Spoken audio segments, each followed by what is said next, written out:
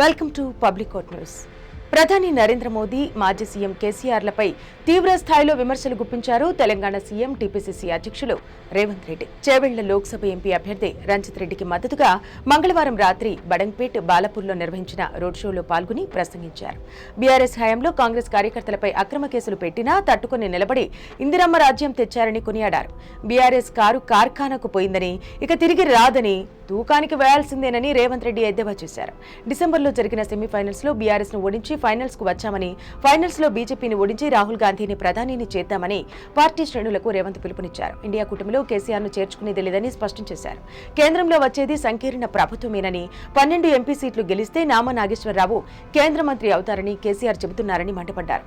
ఎవరి చెవిలో పువ్వు పెడతారని, ఇండియా కూటమి నేతలు కారును దగ్గరకు కూడా రానియరని రేవంత్ తేల్చి చెప్పారు.